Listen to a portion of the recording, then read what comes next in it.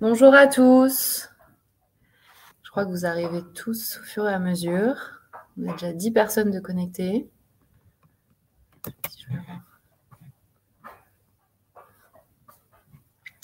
On va commencer dans quelques minutes. Laetitia ne va plus tarder.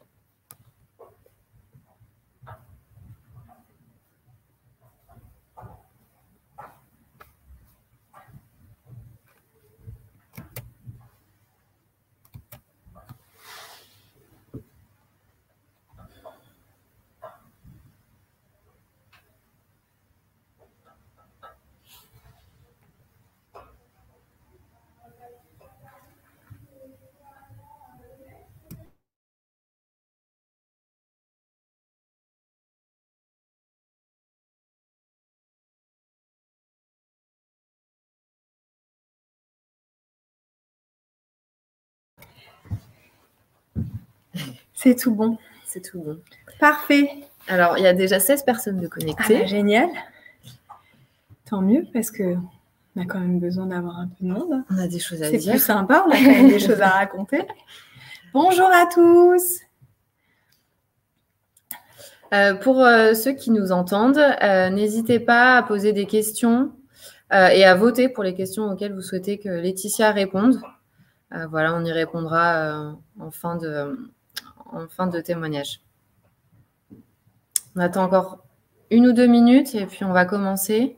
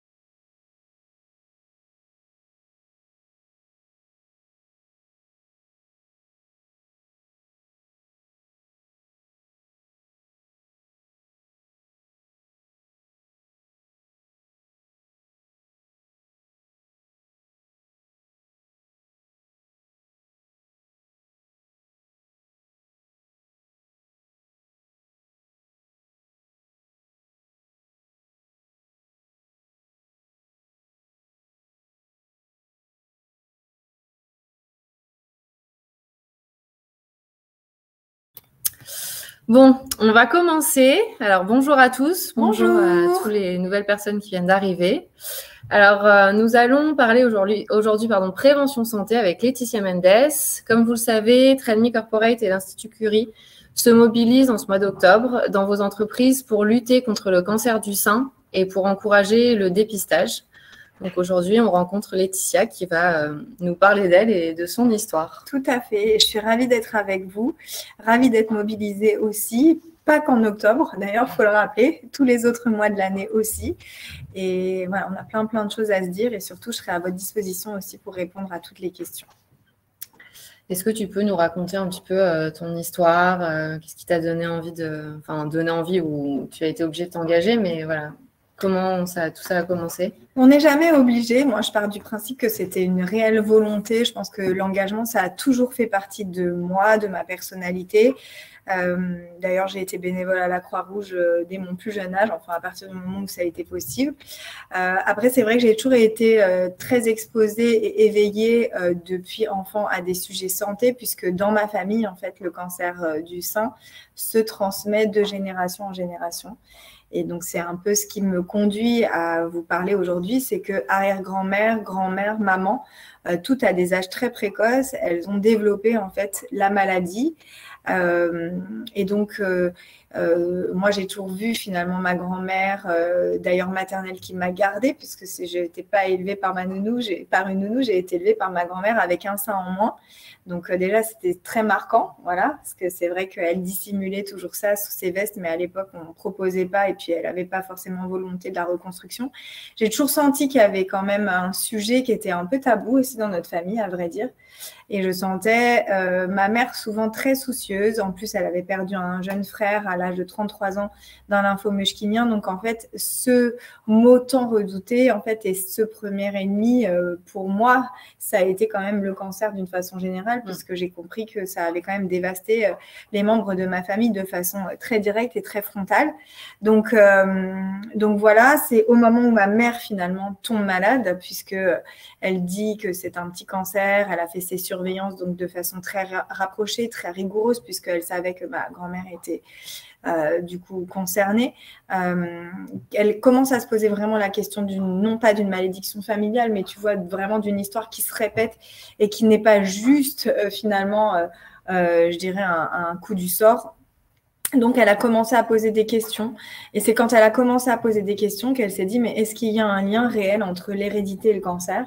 Et comment est-ce que, à défaut de guérir, moi, je vais pouvoir, en fait, faire un vrai combat de prévention pour mes filles et leur éviter peut-être de passer par ces étapes? Parce que, évidemment, ma mère s'est faite opérer, donc d'une tumorectomie au départ, puis c'était pas suffisant, donc ablation du sein, en fait.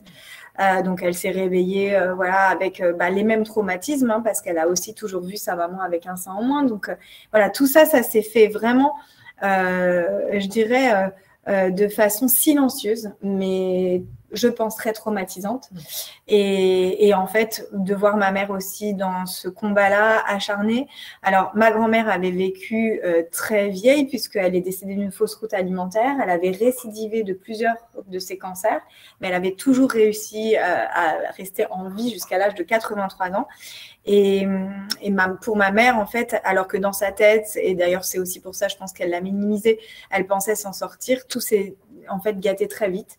Et du coup, elle a été happée vraiment dans cette tourmente par ensuite la récidive, les métastases. Et donc là, on est passé en fait d'une histoire de cancer du sein à une histoire de cancer du sein métastasé et donc pas de rémission possible en fait. Et c'est à partir de ce moment-là où moi j'ai compris en fait très tôt qu'on pouvait aussi mourir du cancer et du cancer du sein. Tu avais quel âge? Et j'étais très jeune en fait. Du coup, moi, j'ai suivi tout ça. Quand elle est tombée malade, elle avait donc 42 ans à peine. Moi, j'étais très jeune, j'avais à peine 20 ans. Ma mère m'a eu très jeune. Et en fait, j'étais déjà lancée dans ma vie affective aussi parce que je voulais des enfants très tôt. Donc, je voulais me marier. Donc, voilà, j'étais déjà dans la vie active. Je commençais à travailler. Et quand j'ai compris tout ça, en fait, j'ai d'ailleurs assisté quasiment à tous ces rendez-vous avec elle. Tu vois, j'étais très impliquée. On faisait vraiment ce duo, en fait, mère-fille qui permettait même aussi, parce que forcément, avec la chimiothérapie, on est très affecté au niveau de la mémoire. Donc, je devenais aussi sa Bible, en fait. Hein. J'écoutais les médecins, je trouvais tous ces protocoles. Je regardais tout ça avec elle. Et à un moment donné, en fait, on comprend qu'il y a possibilité, d'ailleurs, parce qu'elle le réclame à corps et à cri, un test génétique, en fait, elle entend, et c'est les prémices de la génétique à ce moment-là, que ça existe, et pour elle, c'est une évidence. Elle a le sentiment qu'elle est porteuse de cette anomalie, comme l'étaient peut-être ses frères, et comme l'était sa maman et son arrière-grand-mère. Et donc, elle me dit, je veux savoir pour mes filles. Et donc, elle demande à l'oncologue expressément à ce que je sois reçue par les oncogénéticiens. Et donc, à partir de ce moment-là, j'ai donc 22 ans. Et je me lance aussi dans ce parcours avec elle parce que je sens que c'est ça qui la tient aussi en vie, quoi, qu'elle a envie de savoir pour nous de vous protéger. Et de nous protéger avant tout.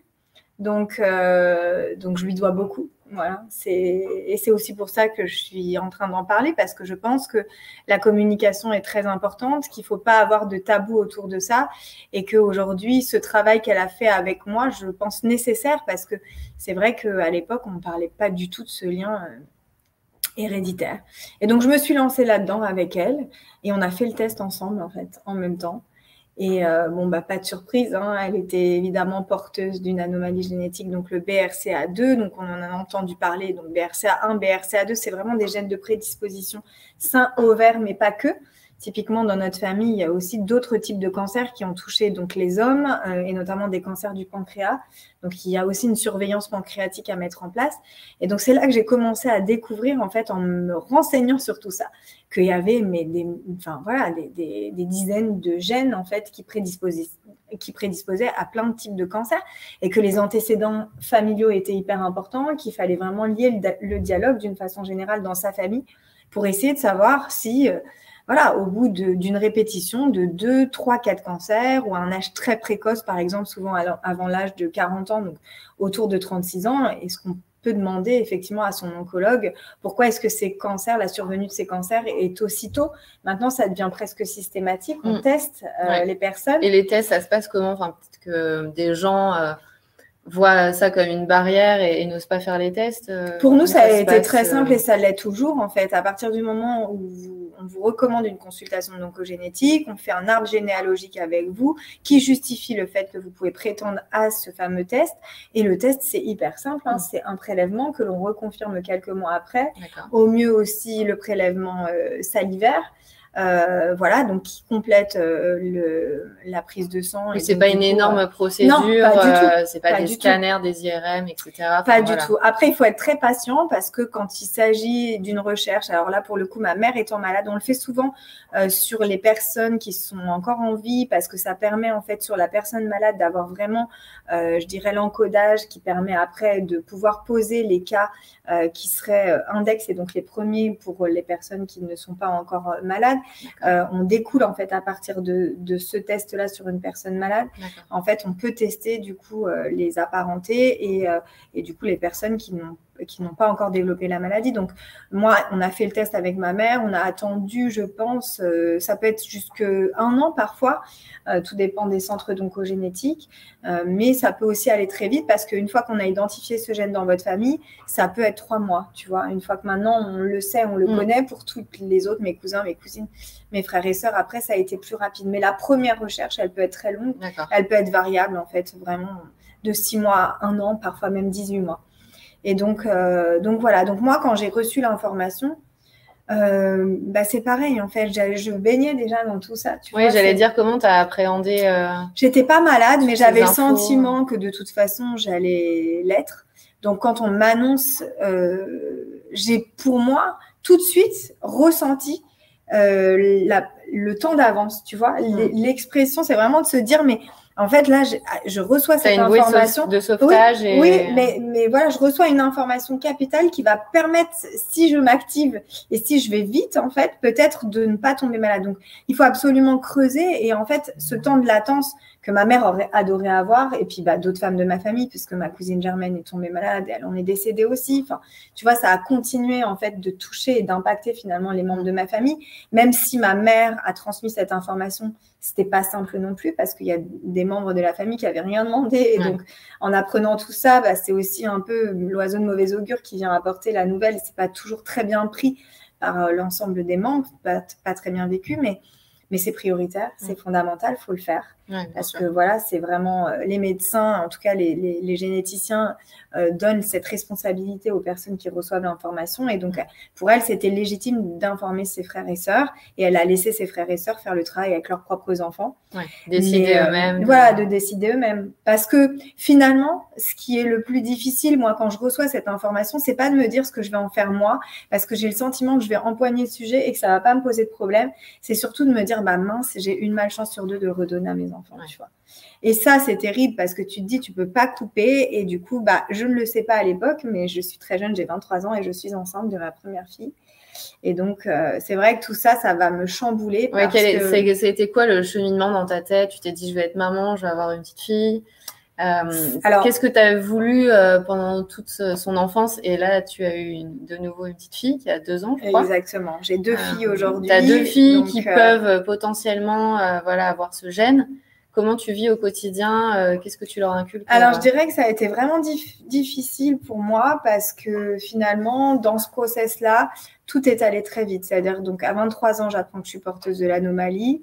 Je demande, en fait, directement, je leur dis que la surveillance ne va me servir à rien du tout, que pour moi, il n'y a pas de, comment dire, que je peux passer au travers des mailles du filet, en fait, puisque ma mère l'avait fait et que finalement, il y a, si tu veux, il n'y a pas de secours, en fait, à ça. C'est-à-dire que je vais juste, en fait, m'appliquer à attendre qu'on me dise, madame, bon, bah, ok, cette fois-ci, c'est la bonne, vous passez en chimio. Bon, moi, je ne pouvais pas attendre comme ça me semblait complètement insupportable.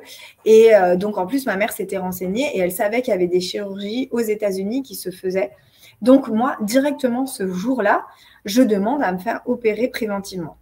Et donc, je sens en fait la réticence déjà dans la réaction de la généticienne à l'époque. Il faut remettre ça dans le contexte. C'était il y a plus de 15 ans. 15 ans.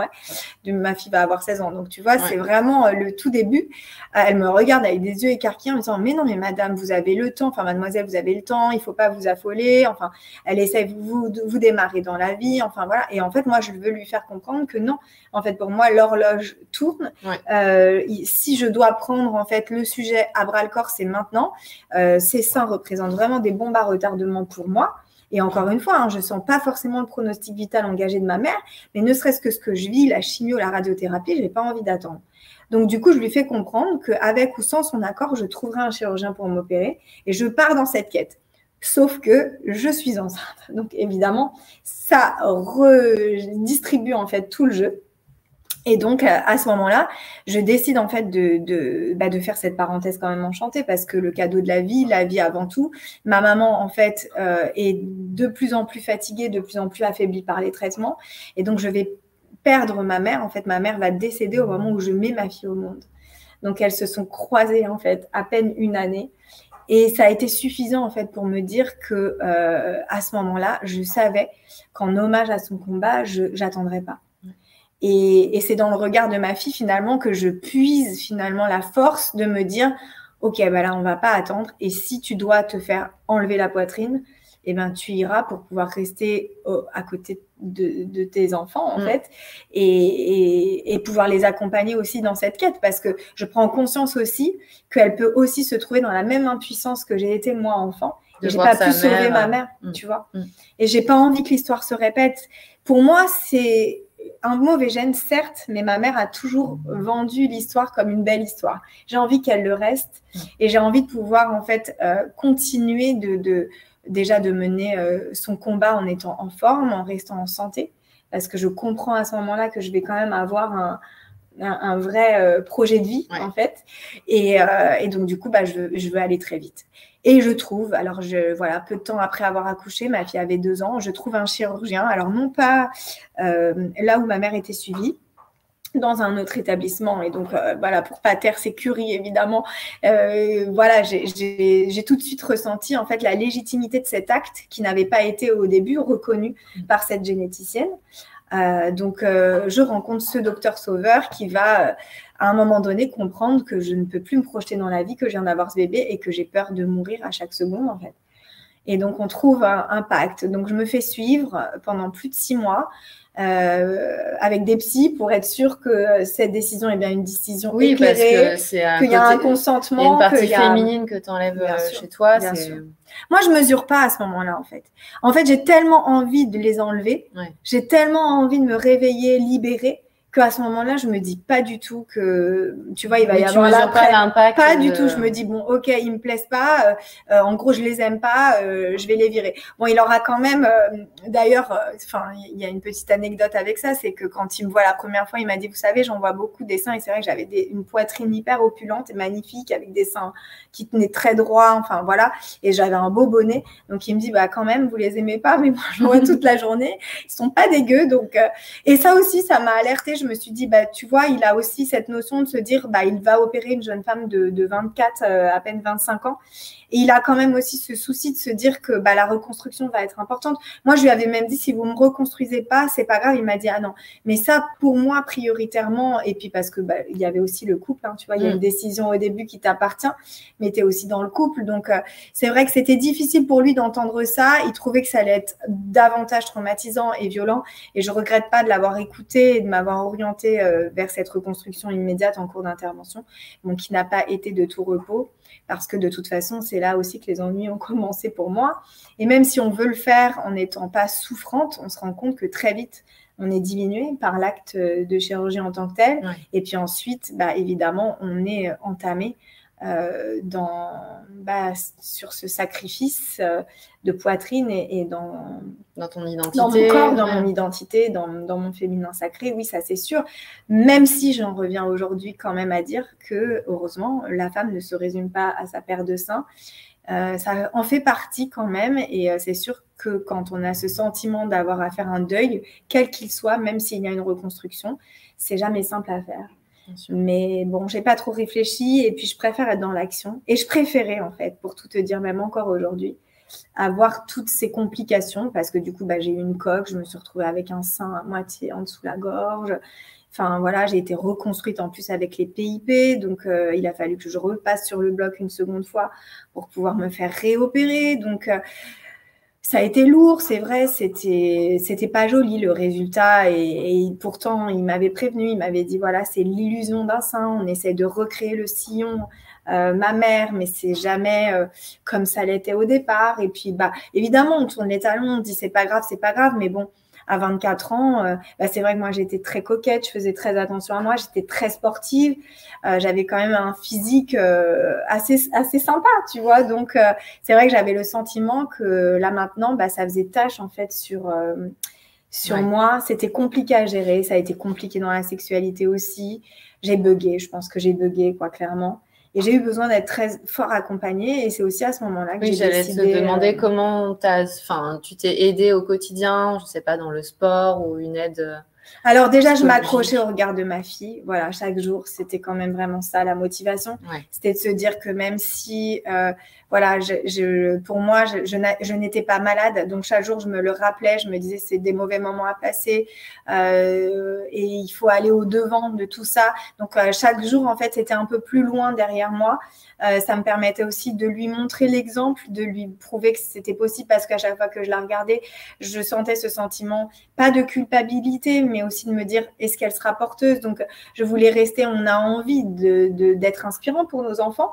Donc, je continuais effectivement de lui montrer que j'étais cette maman vaillante. Ça m'a beaucoup aidée. Et puis, quand j'ai senti que je commençais à perdre un peu du goût à m'habiller, à avoir de la difficulté à choisir mes sous-vêtements, j'ai décidé aussi de me lancer dans le coaching en images. C'est à ce moment-là que j'ai décidé de faire ma reconversion. Tu voulais aider les autres pour t'aider toi-même? Je voulais d'abord m'aider moi, parce que la vérité, c'est quand même que j'ai travaillé pendant cette formation sur moi. D'ailleurs, aucun de mes profs ne savait ce qui m'était arrivé. L'avantage, c'était que je pouvais le cacher, je pouvais le dissimuler. Tu repartais de zéro. Je repartais de zéro. J'ai tout retravaillé sur même toutes les astuces qui pouvaient permettre d'éloigner le regard des zones de complexe. Donc, voilà, j'ai vraiment travaillé sur tout ça parce que ce que j'avais pas envie de perdre, et c'est ce qui était très difficile, c'était ma joie de vivre, c'était mon entrain, c'était… Pour moi, ça devait pas être quelque chose qu'on m'avait enlevé, ça devait être de la valeur ajoutée et vraiment quelque chose de fort, voilà, de plus que les autres et pas de moins. Et donc, j'ai travaillé tout le temps comme ça, en fait, en me disant… Ça doit être vraiment, c'est du temps de vie. Donc, tu dois l'utiliser en fait à bon escient. Tu dois garder ta positivité, tu dois, voilà. Et en fait, c'est ce mantra. Et puis, je me suis lancée alors beaucoup dans la course à pied pour me préparer. D'accord.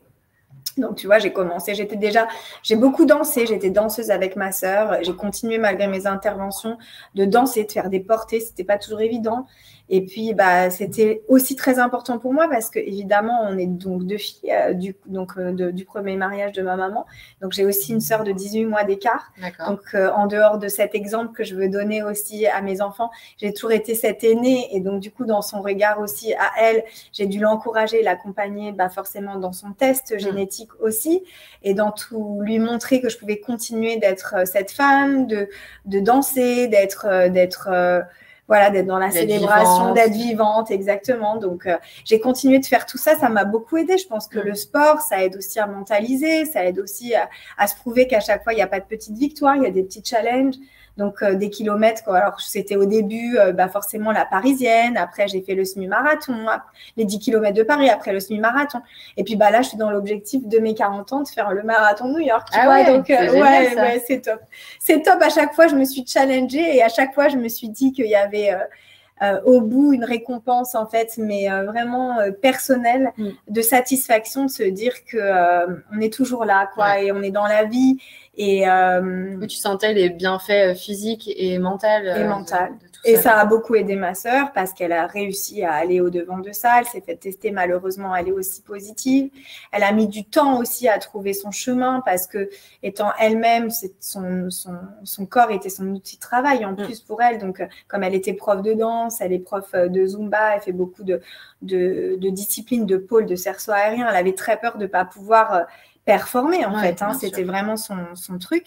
Et du coup, elle s'est aussi lancée après moi, donc il y a 5 ans maintenant dans cette chirurgie. Et d'ailleurs, elle n'a pas eu autant de complications que ce que moi j'en ai eu, donc c'est vrai que c'est pas toujours valable. Malheureusement, ces 30% de complications à la chirurgie existent, donc c'est non négligeable. Mais c'est vrai qu'il y a pour des femmes aussi pour lesquelles ça se passe très bien. Elle avait une plus petite poitrine et le résultat esthétique est beaucoup mieux aussi parce qu'on a fait énormément de progrès depuis. Et puis grâce aussi à Angelina Jolie, à tout ce que finalement. C'est vrai que c'est elle dont on a entendu parler. Moi, c'est elle qui m'a fait aussi sortir de ma tanière. C'est qu'à un moment donné, je me suis vraiment dit, évidemment, j'avais été opérée bien avant elle. Déjà, j'ai trouvé complètement dingue le fait qu'elle fasse cette campagne qui était incroyable, mondiale de prévention et de dépistage autour des cancers génétiques. Et surtout qu'elle assume, elle, en tant que sex symbole, en fait, avoir réussi à faire presque, j'ai envie de dire presque son coming out, quoi, de cette chirurgie, parce que en plus, elle n'a pas eu que des paroles hyper tendres. Tu vois, il y en avait qui disaient, pourquoi pas se faire enlever le cerveau. Enfin, ça m'avait choquée en n'imaginant pas finalement le traumatisme dans lequel nous, on évolue, parce qu'on se doute bien que prendre une décision comme ça ne se prend pas à la légère. Et en fait, je l'ai trouvé incroyable. Et c'est à ce moment-là que je me suis dit, j'aimerais trop aller lui parler. Et puis, c'était pas possible. J'ai pas réussi à avoir son 06. Donc, du coup, je me suis dit, peut-être que d'autres femmes, en fait, auraient envie de me parler.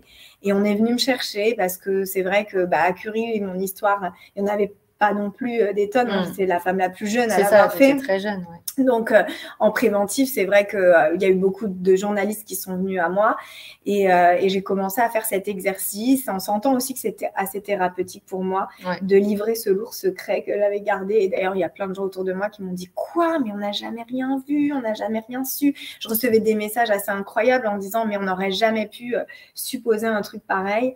Et moi, je me suis dit, si je parle, parce que c'est dur de se mettre à nu, en fait. À chaque fois qu'on parle de ça, moi, je me dis, les gens vont regarder ma poitrine. Et donc, du coup, je suis toujours quand même un peu suspecte. Je me suis dit, il faut que ça serve aux autres. Il faut vraiment que mon histoire puisse être peut-être réconfortante aussi et livrée sans phare pour dire ce que c'est et dire qu'on s'en sort et que ça peut être aussi un choix, voilà. C'est pas, si tu veux, moi je suis pas proactive et militante pour la chirurgie. Je dis que pour moi ça a été ma solution et qu'aujourd'hui elle peut aussi sauver en fait des parcours de femmes qui ne se projettent plus comme moi j'étais parce que j'avais le sentiment que j'allais mourir demain et c'est quand même très embêtant à 26 ans de construire une vie en ayant l'impression que tout peut s'arrêter demain, même si on sait qu'on va tous y passer. En tout cas, le temps qu'on a devant nous permet aussi de pouvoir peut-être l'utiliser à bon escient. En tout cas, c'est ma façon à moi de mobiliser et d'avoir un message fort de prévention autour de ça. Et j'ai d'ailleurs écrit mon livre pour ça. J'allais venir à ce livre. J'ai fait ce récit autobiographique pour ça aussi, parce que je me suis dit, c'est pas toujours simple d'aller trouver les gens. Quand on a une histoire comme ça, il y a beaucoup de pudeur, on rentre dans l'intimité des familles. Donc, je me suis dit, ça peut être une idée de pouvoir aussi, au travers des mots, laisser une histoire, puis en hommage aussi, évidemment, au combat de ma mère. D'ailleurs, c'était des échanges, pas des petits échanges, d'ailleurs, des grands échanges qu'on avait ensemble dans ces derniers jours de vie où je pense qu'elle aurait voulu raconter cette histoire. Donc j'ai eu envie effectivement de tracer quelque chose comme ça de fort dans la transmission aussi pour mes enfants. Bien sûr. Pour aider aussi les autres, peut-être que le temps de lecture, le temps vraiment de c'est les rencontres qui m'ont permis de voir aussi que lors des dédicaces, c'est à ce moment-là. Donc mon petit gène, ma seconde chance, une seconde chance en fait, un second souffle aussi à tout ça. C'est à ce moment-là que je me suis dit il y a quelque chose à construire parce que ça manquait terriblement en France. Il n'y avait pas d'association qui défendait ces familles à haut risque. Donc tu as créé ton association et tu as écrit un livre. Voilà, exactement. À la suite de ça, j'ai mis 6 mois, mais c'est vrai que j'étais beaucoup sollicitée. En fait, les femmes, les familles, les hommes aussi qui venaient à moi me disaient il faut absolument qu'on arrive à avoir une association. Ça concerne les hommes en fait. Il y a des porteurs qui ne développent pas la maladie, qui peuvent aussi le retransmettre à des enfants. Il y a des femmes qui se retrouvent avec un cancer du sein, avec la souche paternelle, avec le papa qui a retransmis ce mauvais gène et d'autres types de cancers aussi. Donc, ça n'épargne pas les hommes. Ouais. Et donc, c'est vrai que souvent, il y avait toutes ces personnes qui venaient à moi et je me suis dit, OK, si je le fais, je veux bien le faire. Et donc, on a mis en place un super comité scientifique avec des oncogénéticiens, avec des oncologues. On a commencé vraiment à construire toute une histoire, une plateforme, déjà un site internet. Donc, pour Génétique Cancer, voilà, c'est vraiment l'association dédiée à tous ces sujets. Et qui prend en fait en charge d'une façon globale. C'est vraiment une association de patients pour l'accompagnement. Toutes les étapes, c'est-à-dire qu'on peut très bien, là tu vois ma jeune ado, donc Lana, parce qu'il y a une question que j'ai vu passer sur est-ce que j'ai justement fait tester mes filles, je suis obligée d'attendre leur majorité, sauf en cas d'extrême urgence, en fonction de certaines mutations où on sait que les jeunes enfants, par exemple, n'ont pas le droit d'être exposés à des rayons, donc on les fait tester plus tôt, mais sinon les enfants en fait sont testés à partir de 18 ans, donc ma fille attend, et c'est vrai qu'elle est aussi dans cette expectative et il n'existait pas, donc tu vois, on veut créer un espace de Génétines pour les ados qui se posent la question avec des familles autant marquées. J'ai des jeunes femmes qui viennent à moi à 19 ans, qui ont perdu leur maman, qui ne savent pas comment est-ce qu'elles peuvent commencer évidemment tout ce parcours qui est quand même un parcours aussi du combattant, du test génétique. Donc on est là pour les accompagner et puis si elles veulent et si la possibilité d'une chirurgie préventive quelle qu'elle soit existe, pouvoir aussi leur livrer toutes nos impressions. Et donc il y a un maillage comme ça assez spectaculaire qui s'est fait sur toute la France. Et les femmes avec lesquelles j'étais en contact, que j'ai beaucoup aidées, parfois j'ai même été les voir à l'hôpital, elles sont devenues elles-mêmes mes propres ambassadrices et donc elles sont ces porte-voix et elles rayonnent sur toute la France pour prendre en charge en fait ces demandes et ces familles. Donc c'est devenu une grande et belle famille. Et je me dis si j'avais pu avoir tout ça au moment où je m'apprêtais à faire tout ça,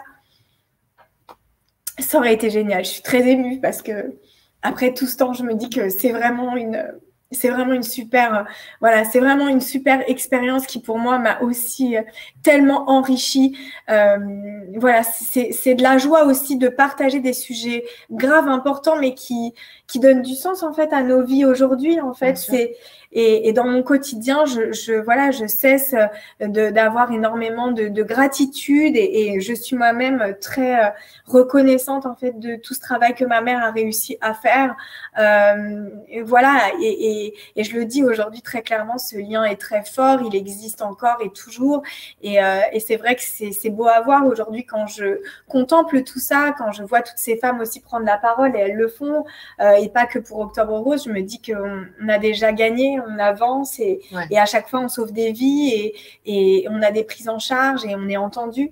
Et c'est beau, il y a tout ce travail. C'est beau parce que ton histoire, elle est difficile, mais à la fois tu aides des gens et tu sauves sûrement des vies à leur parler de tout ça, ce qui est possible. Oui, et à chaque fois que j'ai pris la parole, d'ailleurs, on s'est rendu compte qu'il y avait souvent je les appelle mes mutantes, mais une mutante ou un mutant avec une histoire forte.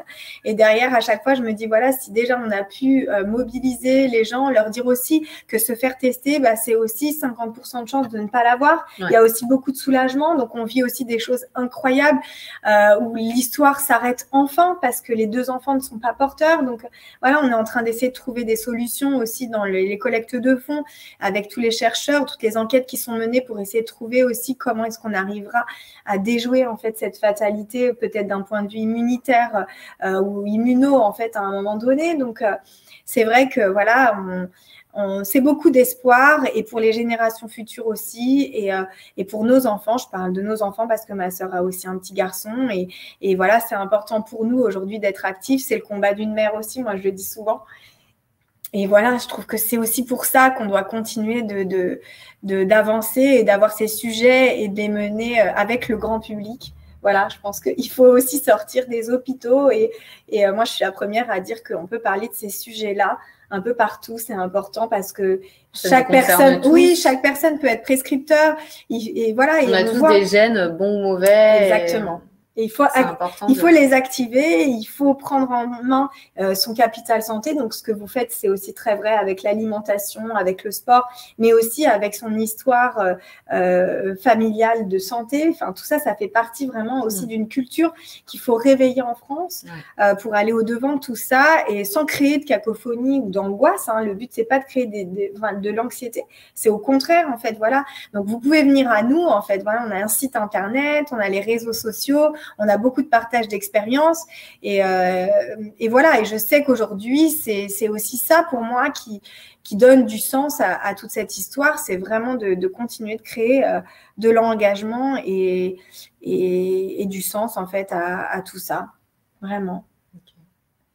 Voilà, je ne sais pas si on a fait le tour de toutes les questions. On a des nouvelles. J'ai la jaquette quand même. Tu m'avais dit de prendre le livre. Ça peut intéresser des personnes. J'ai juste un peu décoloré les cheveux qui étaient bruns à l'époque parce qu'il a. Mais on te reconnaît. Mais on me reconnaît. Bon, ça va. C'est que le temps a quand même permis de me garder en forme. Alors, on a deux nouvelles questions. Une question de Violaine. Le cancer dont vous parlez étant d'origine génétique, est-ce que l'ablation, très courageuse, des seins vous préserve désormais du risque de développer un cancer? Alors, sur le cancer du sein, et c'est une question très juste, en fait, on fait tomber le risque de plus de 80% de malchance à 5% puisque j'ai gardé mes aréoles mammaires. Donc, il est vrai que je continue de me soumettre tout de même à des contrôles d'imagerie comme avec l'appareil d'IRM qui permet quand même avec les prothèses de pouvoir continuer de surveiller. Il se trouve que du coup, la surveillance est quand même beaucoup plus light et beaucoup plus légère et infime. Je continue de faire de l'autopalpation. Donc voilà, j'ai pas de risque zéro, mais j'ai quand même fait chuter mon risque de plus de 80% à 5%. Donc c'est vrai que voilà, maintenant je continue de surveiller. Il faut faire très attention. D'ailleurs, il reste toujours du résidu de glande mammaire. On ne peut jamais enlever 100% de la glande. Donc, quand j'ai eu mon bébé, donc il y a 2 ans, puisque je ne l'ai pas évidemment allaité, j'ai quand même eu une montée de lait. Et donc, à l'image, je me suis quand même rendu compte qu'il y avait comme une zone qui, au départ, d'ailleurs, m'a fait très peur, penser comme un petit nodule, mais finalement, c'était du résidu de lait, de montée de lait. Donc, comme quoi, effectivement, il y a toujours un terrain de jeu et un fonctionnement à surveiller. Maintenant, il est moins. Après, cette prédisposition-là, la nôtre en tout cas, le BRCA2, et ça, c'est du calcul de risque en fonction des familles. Maintenant, c'est très précautionneux et chaque oncogénéticien va s'atteler vraiment à personnaliser en fait les ratios qu'on va vous donner pour nous. Donc, c'est sein et ovaire. Donc, j'ai aussi réalisé une ovarectomie. Justement, c'est la question qui est après de Barbara. Donc, j'ai aussi fait l'ovarectomie là depuis 1 an seulement, donc en septembre de l'année dernière. C'était pas une mince affaire. Hein. D'ailleurs, j'ai un peu de mal à m'exprimer encore sur le sujet parce que c'est vrai que c'est encore un autre chamboulement et que ça m'a vraiment mis à plat. En plus, moi, j'ai eu le postpartum puisque j'ai eu donc ce bébé qui a tout juste 2 ans et donc après la rupture totale de frustration hormonale. Et donc, ça n'a pas été facile, mais c'est vrai que évidemment, j'ai mis aussi toutes les chances de mon côté parce que le dépistage et la détection du cancer des ovaires est encore plus compliqué que sur les seins. Donc, je voulais pas, d'autant plus que une sœur de ma mère a développé un cancer des ovaires aussi. Et par rapport au pancréas, donc, j'aurai une surveillance à partir de 45 ans. Donc, voilà, tout ça, c'est très lourd. Donc, évidemment, je ne peux pas dire que je ne pourrais pas avoir un cancer du rein, un cancer du côlon ou une leucémie ou autre. Mais en tout cas, tout ce qui recoupe en fait de l'existence de cette anomalie génétique, je suis vraiment surveillée et suivie comme du lait sur le feu. Et donc, l'idée, c'est d'essayer d'enrayer tout ça avant que ça soit catastrophique parce que c'est vrai qu'il y a aussi des familles qui sont beaucoup plus marquées que d'autres. Et nous, il y a énormément de cas de décès. C'est pas le cas non plus de toutes les familles à risque. Et en fonction des histoires, c'est vrai que c'est pas forcément valable d'une famille sur l'autre, quoi. Donc, il faut vraiment aller sur presque du cas par cas, je dirais, en fonction des familles. Et donc, c'est ça qui est un petit peu compliqué à mesurer. Mais si les questions sont là, et en tout cas, voilà, moi, je peux me tenir à votre disposition sur Génétique Cancer. On a vraiment, donc via la boîte contact, aussi possibilité de répondre à vos histoires propres personnelles. On a des oncogénéticiens, et d'ailleurs qui font partie aussi de l'équipe de Dominique Stoppa-Lyonnais, donc de l'Institut Curie, mais pas que, hein, de la PHP aussi à Thonon. Enfin, voilà, partout, on a des professionnels qui peuvent aussi vous aider et répondre à des questions. Et d'ailleurs, on fait beaucoup de live, on fait beaucoup d'animations aussi autour de ça parce que c'est vrai que c'est assez complexe comme sujet. C'est pas simple et on essaie de vulgariser au travers. On a des brochures aussi sur l'intérêt du test génétique, on a des brochures sur les chirurgies dites de réduction de risque et bien sûr sur l'annonce parce que c'est ça aussi qui reste compliqué, c'est quand on apprend cette nouvelle, qu'est-ce qu'on en fait et comment est-ce qu'on peut vivre avec cette connaissance en fait. Qu'est-ce qu'on décide d'en faire? Qu'est-ce qu'on fait de ça? Alors, on a une question d'Annabelle. Quel genre de complications peut-il y avoir? Combien d'opérations avez-vous fait pour arriver à un résultat correct? Oui. Alors, je pense que ça concernait la chirurgie. Et êtes-vous satisfaite aujourd'hui?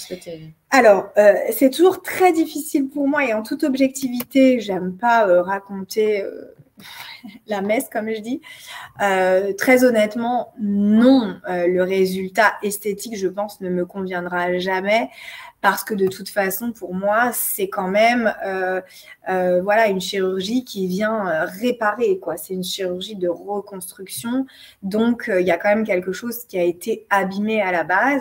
Mais maintenant, je le vis plus de façon dramatique. Peut-être aussi parce que je vieillis, j'aime bien dire ça, mais on est aussi beaucoup plus tolérant avec notre image. Oui, je mûris, mais voilà, les tissus se détendent. Il se passe plein de choses après les 2 bébés aussi. Donc, je suis moins exigeante sur le résultat esthétique, donc je m'en accommode bien plus. Il se trouve que je dois bientôt changer mes prothèses parce que du coup, c'est quand même va faire bientôt 10 ans, j'ai dépassé les 10 ans même.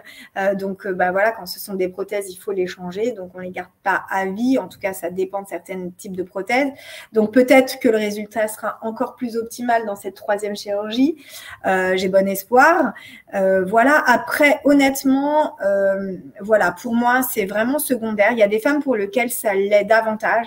Donc, aujourd'hui, il y a des chirurgiens qui travaillent davantage aussi sur cette partie esthétique. Et je pense qu'il ne faut pas hésiter à demander un second avis, pas hésiter à voir quels genre de techniques sont utilisées aussi en fonction des morphologies.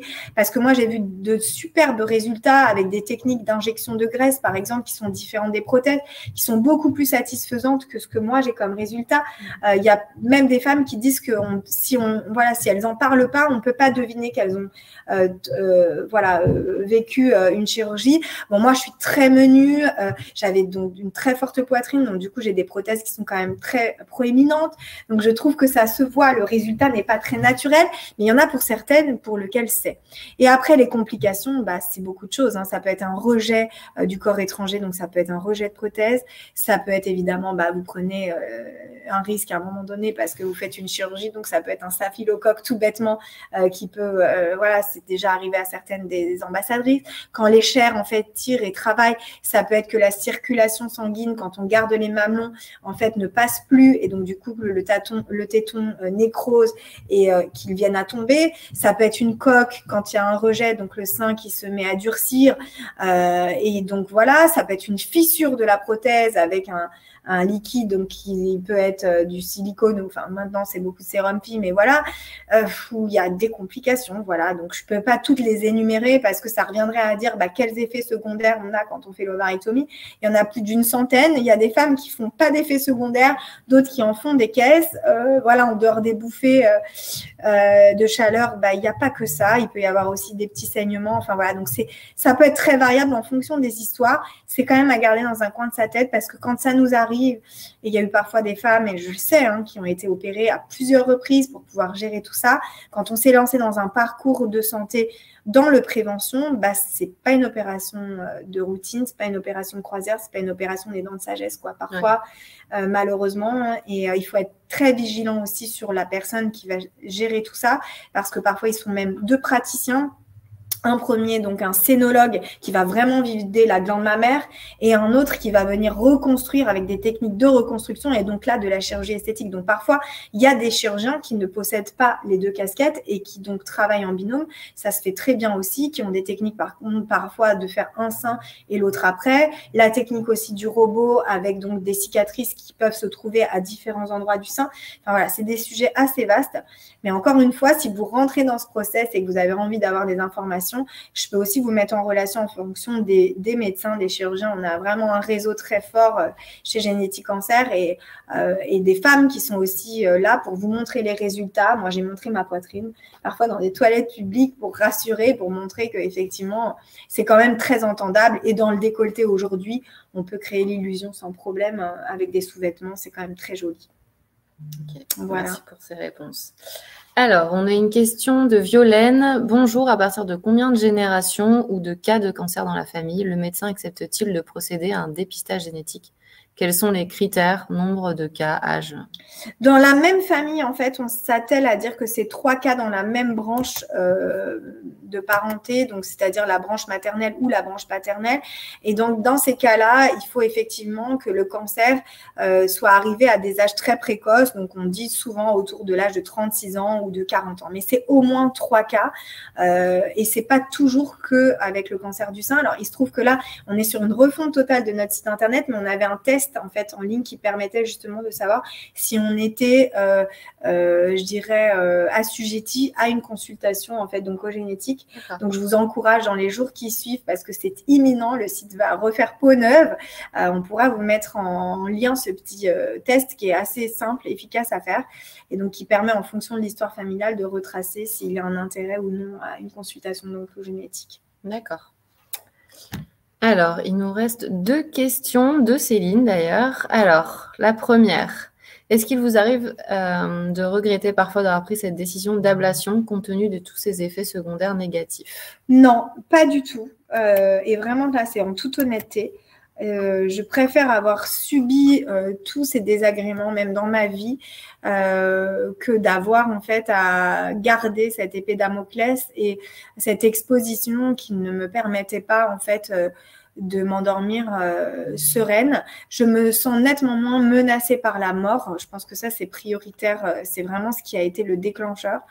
Et pas que demain je puisse pas me faire voilà malheureusement renverser par un bus ou autre, hein. On sait bien que tout ça c'est pas des choses que l'on commande, mais moi j'avais quand même ce sentiment d'être en train d'attendre en fait mon tour et d'avoir à vivre tous ces traitements. Encore une fois, je préfère vivre tous ces effets secondaires sans avoir mon pronostic vital engagé, donc vraiment pas, même l'ovarectomie qui pour moi a été encore plus impactante aujourd'hui, je dirais, dans même dans mes facultés cognitives. Enfin, il y a eu vraiment tout un tas de choses qui est encore en train de se passer.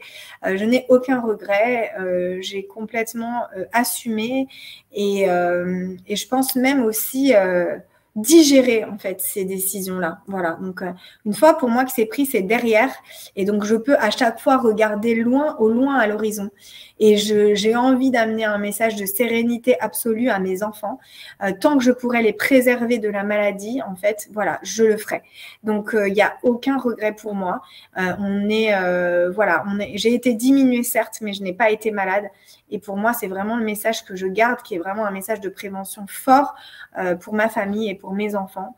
Et je continuerai voilà, de pouvoir mettre mon énergie aussi, tout ce temps-là que j'ai à profit au sein de cette cause qui pour moi est très noble et mérite que l'on en parle et qu'on continue d'encourager en fait les personnes à savoir, parce que pour moi, savoir, c'est pouvoir agir et pouvoir me protéger et pouvoir me prémunir. Donc, pour moi, je le répète, c'est une chance d'avoir su et c'est une chance d'avoir pu saisir ces opportunités à ces moments donnés pour moi, avant.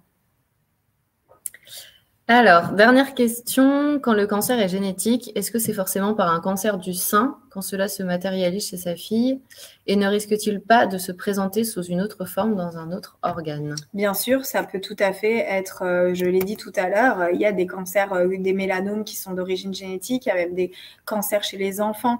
Donc avec voilà, l'oncopédiatrie, on fait aussi des tests génétiques parfois, et ça peut démarrer par un sarcome, ça peut démarrer par un syndrome de Lynch, ça peut démarrer voilà, par d'autres types de cancers, des cancers digestifs. Ou bien le cancer des ovaires aussi, voilà, donc c'est vrai qu'il faut être attentif et que de toute façon l'alerte est donnée à partir du moment où c'est souvent des cancers qui surviennent à des âges très précoces. Donc c'est vrai que maintenant dans la prise en charge, un cancer du sein à 20 ans, 25 ans, ou même un cancer gastrique, voilà, une tumeur au foie, voilà, c'est souvent à des âges très tôt, en fait, on cherche et on commence à imaginer avec justement ces panels de gènes la possibilité, bien entendu, de pouvoir essayer de trouver une origine génétique à tout ça. Oui, bien sûr.